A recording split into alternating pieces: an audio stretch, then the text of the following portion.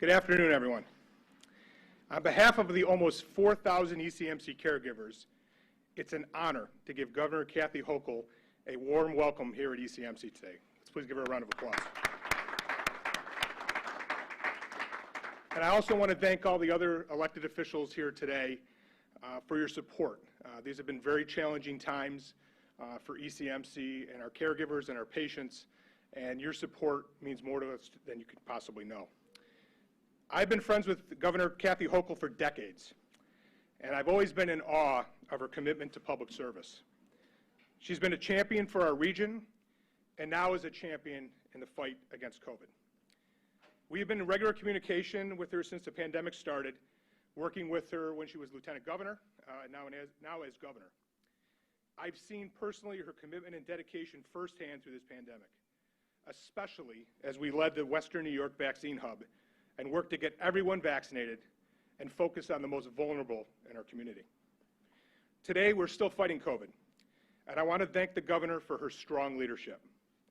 Her decisive actions are making New York safer, helping people getting vaccinated, boosted, and tested. I especially want to thank her for a collaborative approach to this pandemic and understanding our challenges and hospitals' challenges across the state. Recently, because of her efforts, we welcomed National Guard to ECMC's long-term care facility, Terrace View, and a team of nurses from downstate at Northwell joined our nurses to take care of COVID patients and other patients. We are all in this fight against COVID together, and it's my honor to introduce my friend, Kathy Hochul.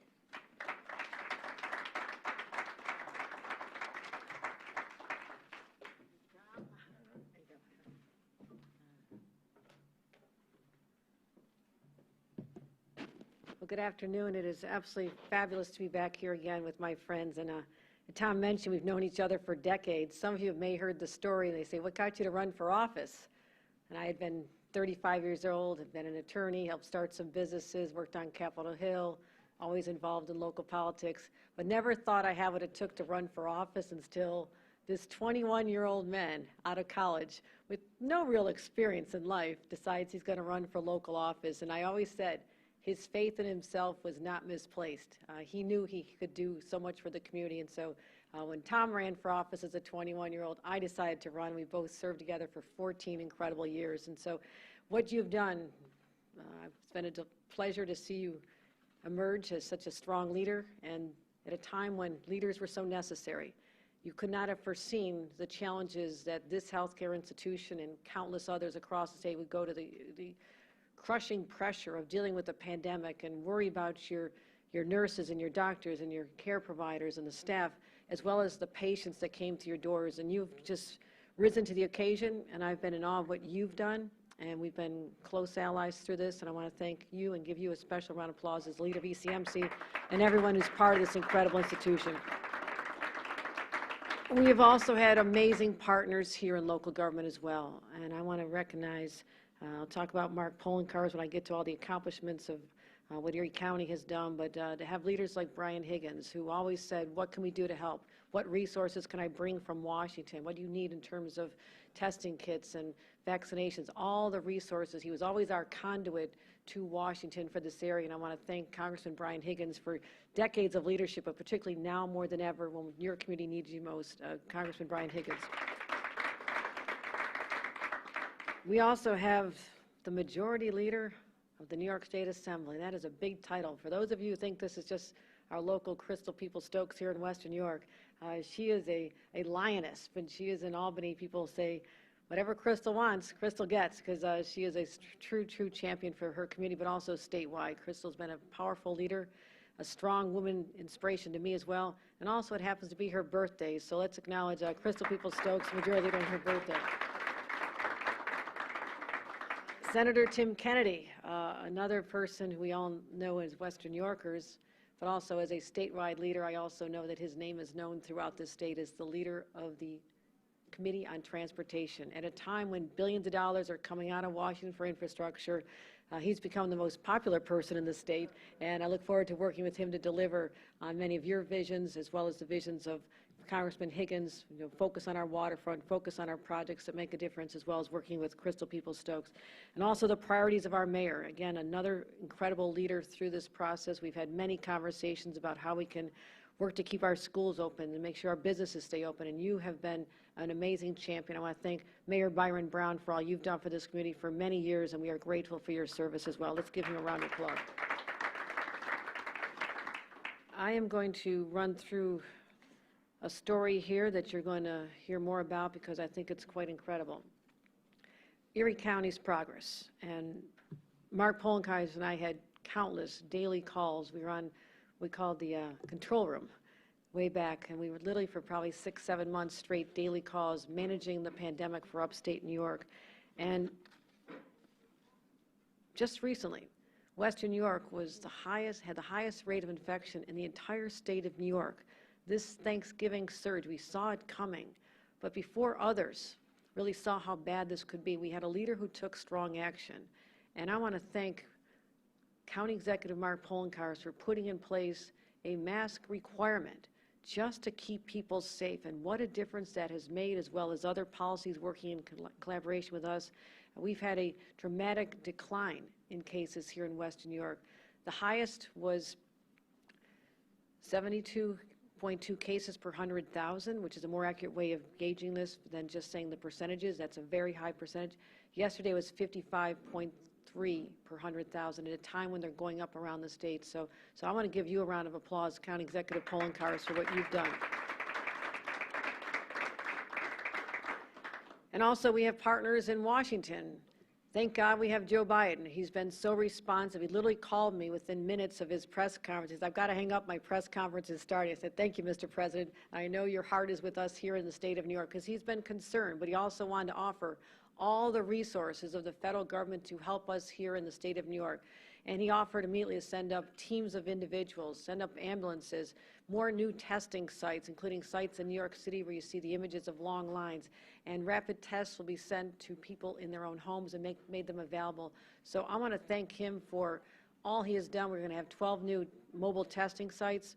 We're going to be having, he also has our outstanding request for disaster medical assistance teams. We have them here in Erie County Medical Center, as well as 200 more mobile testing sites, and helping our Veterans Administration with long-term space for our non-veterans as well. So it is a multifaceted, all the above approach, and I want to thank President Biden for literally calling and offering his support, as we've had many conversations with the White House as well. Let's talk about this winter surge. We've been predicting it back on November 26th, literally just under a month ago. I signed an emergency order because we saw what was coming literally when this variant, Omicron, which was literally named that day by the World Health Organization as being a challenging variant. And we saw the cases starting to spike in places like South Africa. I knew at that moment we needed to take immediate action to make sure that if we had the surge and the spread that was predicted, that we would have sufficient bed capacity. I've said countless times, it's not the number of people infected that keep me up at night, it's the number who end up in a hospital. And that's what I was trying to prevent, is any challenging situations with respect to hospital capacity. So we paused non-essential elective procedures temporarily. We also required all the nursing homes in the state of New York to have boosters available. As you know, many of the residents of our nursing homes got the first vaccinations last December, January, February, and that was important. But we also have learned with these new variants, particularly Omicron, that the vaccine wears off after a period of time. Yes, you needed it at the time, but it fought against Delta, but this new variant is not being as strong against this as well. So boosters were so critically important for us to get them literally into nursing homes. So November 26th, we made sure that that was a requirement. December 1st, we deployed National Guard into the nursing homes to help them with staffing issues. On the 10th of December, we implemented our option for businesses and indoor facilities to have a vaccine mandate or a mask mandate, and we've been monitoring that very closely. We also continued to launch new vaccination sites on the 17th of December, adding 40 on top of the 15 we already had, which are existing day-to-day ones. And on Monday, I announced an enhanced testing strategy, which I'll give a summary of. So we've been on top of this from the beginning. We are now a month into it, and different parts of the states are being hit hard at different times. And Erie County, we're not sure if that was all Residue of Delta or Omicron is still coming. That's why hospital capacity everywhere continues to be an important priority of ours. But everyone is focused on testing kits. Well, we're ahead of this as well. We made sure we got those orders in when we could. We have 5 million take-home tests will be available in the state by the 31st on New Year's Eve. You can get tested. 2 million of those are going to our school districts, and I'll explain in a few minutes why that's so important. 1 million going to our county emergency managers. I traveled the state on Monday. As I was literally there, people were receiving them. That was great news. 1.6 million going to New York City and 400,000 going to our testing kits. So literally our next allotment is going to arrive. 10 million tests will be available no later than New Year's Eve. So what we have is 1 million take-home, plus the 10 million we just ordered, plus the 26 we just ordered, and all will be available. We'll have 37 million additional take-home tests for New Yorkers. And that is critically important. We think another 500,000 will be out this week as well. So we are also working on a portal so people can order these for themselves. President Biden mentioned similarly he wants to have a plan to do that, so it makes it easier on people. We don't want people having to stand in long lines. We know there's a crush right now for people who particularly want to travel and see their family over the holidays. So we're upping our capacity as we speak. New testing sites, just added 12 new testing sites on top of what we already had. And we are now going to have 12 on top of the 7 we announced last week. So every single couple of days we're able to bring online new facilities. Now this may not be as relevant to people here in Western New York where I am today, but if you are someone who takes the subway trains, very good news. We're announcing today that starting on the 27th of December, there'll be testing sites at MTA stations, Times Square at 42nd Street, Grand Central, as well as additional locations being rolled out throughout the next couple of weeks. So we're offering certain hours that's available. We from the Times Square, it's 8 a.m. to 2 p.m., 3 to 8 p.m. at Grand Central, as well as new sites. And so we have a lot of facilities coming online. As you mentioned, many places are having long lines. We're trying to eradicate that by making it available right where people are, right where they commute and go into their offices in New York City. Also, I mentioned that I want to put money on the line for the businesses, for the counties that are doing the right thing and making sure that we do have the enforcement of the vaccine or the testing sites, which we announced a couple weeks ago. So we're going to allow up to $1 million for smaller counties and $2 million for larger counties. And we're engaging all the counties right now as we speak so they have information on how to apply for that. Schools, I've been saying this from the beginning, we have to keep schools open. This is a challenge, and this is a variant that we didn't first see, but we're watching very closely the effect on schools, and even in New York City, which has a high infection rate now, the number of children affected is minuscule. Very few schools have had to close, and we want to make sure after this holiday break that on this 3rd of January or shortly thereafter, that kids can safely come back to schools because we saw how devastating this experiment was in having children work remotely and the stress that was on the teachers and the parents. We just can't set these kids back again. And the wonderful difference from last time and now is that we now have vaccinations available for everybody from 5 years old on up. So there's no excuses. If the children are vaccinated and the teachers are vaccinated and the support staff are vaccinated, this can be as safe a place as anywhere and allowing them to continue that essential learning that they missed out on for far too long. One way we can help out with this is to, in fact, talk about our Back to Learning program, where if a child tests positive, a child is exposed in a classroom to someone who tested positive, obviously the child testing positive is going to go home, but the entire class can go home with state-provided testing kits that the parents will be able to use on their children with directions, test the child, and if they are negative the first day, send them back to school. A few days later, test again. If they continue to be negative, there's no reason why we have to have such a disruption. We saw this work in Grand Island. We were watching what happened on Grand Island for the rest of the state, and it was a great a pilot for us to know that this is important. So we can do this over 7 days. We continue to do this. As long as there's no symptoms, the children can and should be back at school, so there's no disruptions to their education. So this is what we're focusing on. Just to give you a last snapshot on our case numbers, statewide, we're at 115 per 100,000, which is, as you can see from that chart, this virus is going vertical. It's going straight up. We have 28,924 cases yesterday positive. Again, another day we're breaking records. Not records we're happy about. but they're continuing. And our hospitalizations, you can see where we were last January and previous April when we hit that high. It's creeping up. It's heading upwards, but we still are at 2/3 of the hospitalizations we were at this time last year. And to the families of the 57 lives who were lost, the individuals who will not be there for the holidays, this is a very, very hard time for them, and our thoughts and prayers go out and focus on their families and their recovery as well.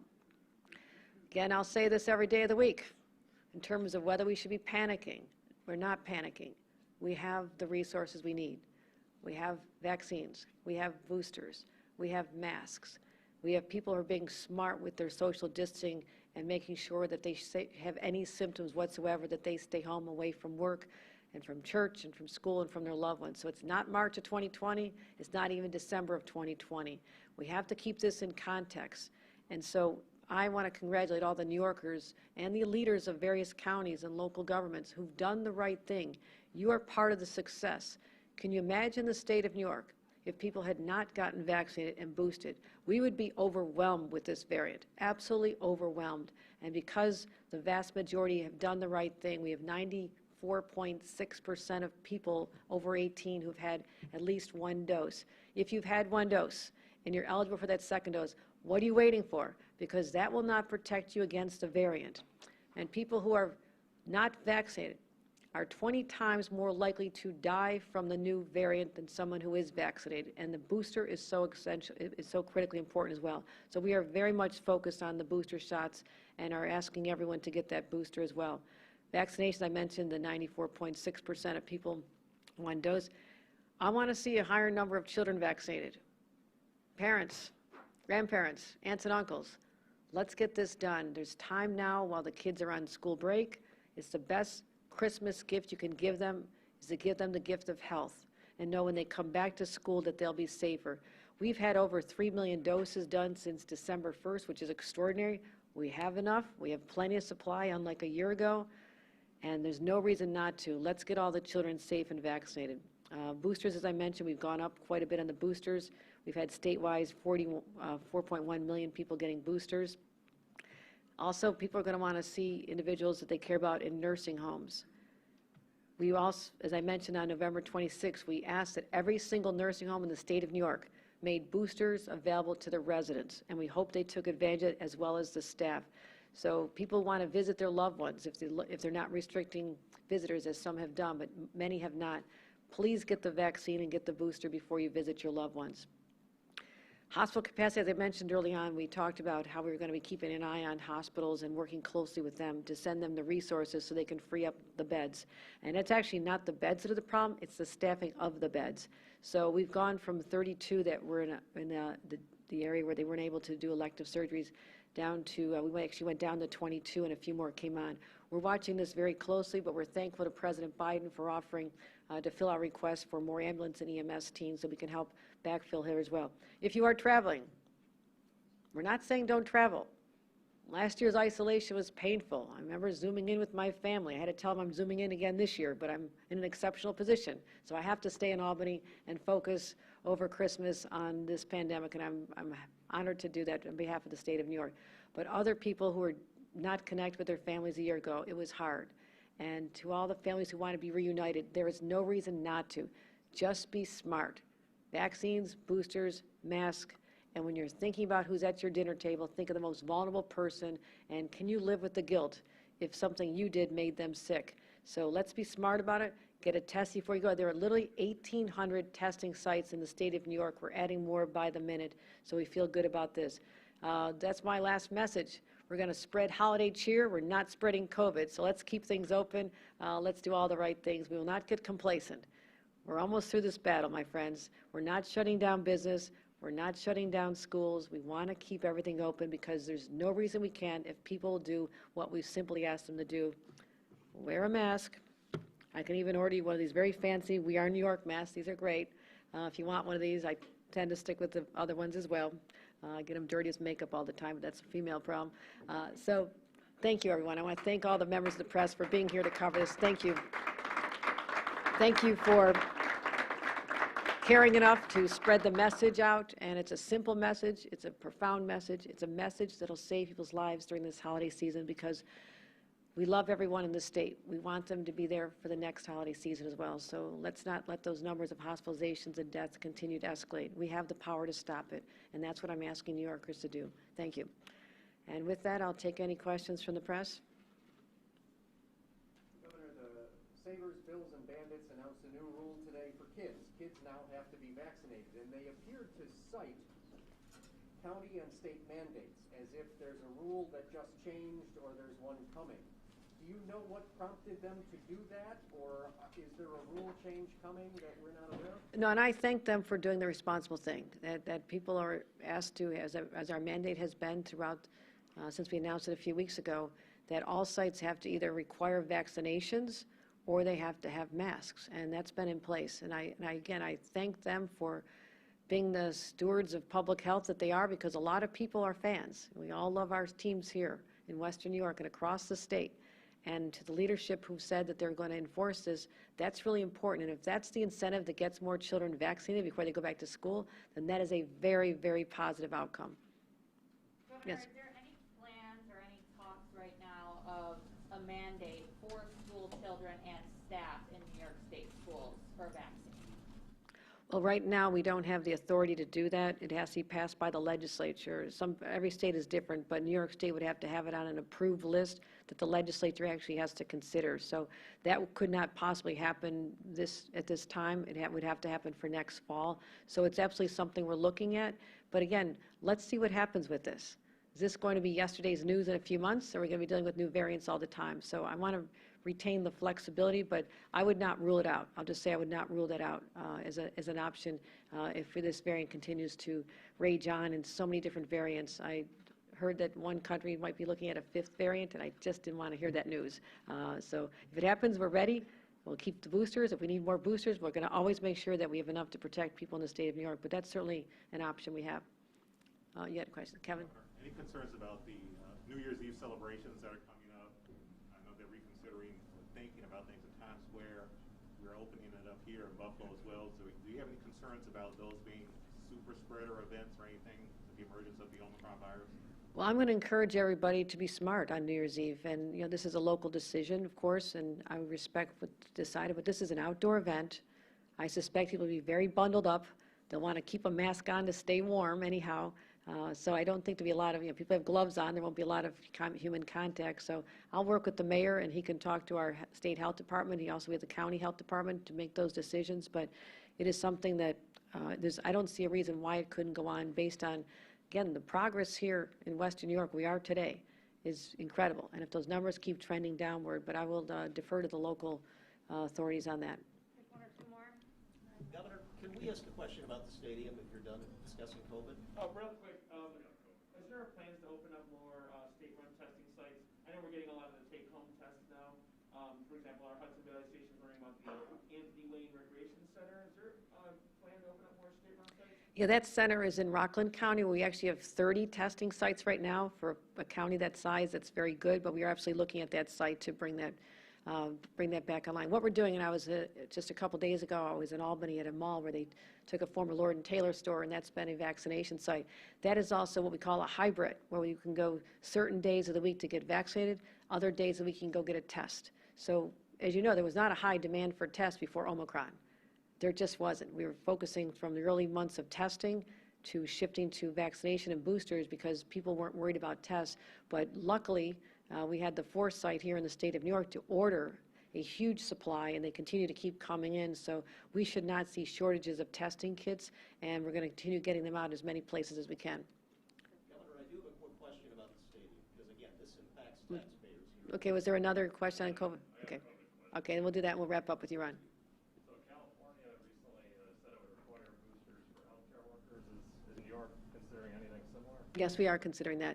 And our healthcare mandate went into effect a few months ago that all healthcare workers be vaccinated. And I applaud the leadership of the healthcare organizations who ensured that that happened. We have about a 99% compliance, some places 97. Same with nursing homes, protecting the most vulnerable. And so people who are just vaccinated this fall in order to comply with this, they're not eligible for booster shots yet. People vaccinated 6 months or longer ago are eligible. So there's that dynamic, but we'll be giving out regulations on this very shortly. So thank you. Last question goes to Ron, and Thank you. Yeah, again, this major issue here for Western New York, obviously. Number one, can you tell us who on your team is specifically negotiating this contract with the Bills? And number two, on Monday, you had indicated that the Bills said they wanted it in Orchard Park, and you said, we'll go with it. That's good. We want to get this done. I don't want to lose this team. But again, what would you say to taxpayers, knowing that you're negotiating this right now? You said if they want to be in Orchard Park, that's fine. What would you say to taxpayers to make sure that they are not getting everything, the bills, from the state? In other words, how are you really going to make sure that we're not giving the store away to the bills in terms of the contract here? I appreciate the question, but it's not for me to negotiate something as critically important as keeping the Buffalo Bills in Buffalo in a forum like this. We are very conscious that negotiations are important, that there will be public taxpayer dollars on the table, and we're going to make sure that as the governor of the state, I will make sure that we have struck the best arrangement that we possibly can to achieve the outcome that I believe not just Western New Yorkers support, but people all over the state are big supporters of a team like the Buffalo Bills that show what real grit is all about. They know it's part of the identity of this community. It's beyond just day-to-day dollars. It's also an identity that's so critically important. This is the only team that plays in the state of New York. That's a huge point of pride to New Yorkers from here to Long Island, because I've spoken to them. So we will be working on this. I have a large team engaged in this in terms of different people bringing in different perspectives, obviously budget, policy. So you know, we'll be giving more information when we can, but I want to assure everybody that we are focused on this as well. It's on a long list of many things we're working on right now, but my number one priority as the governor of the state of New York is to keep the health of New Yorkers safe and also protect the health of our economy. So thank you very much, everyone. Mr. Ryan,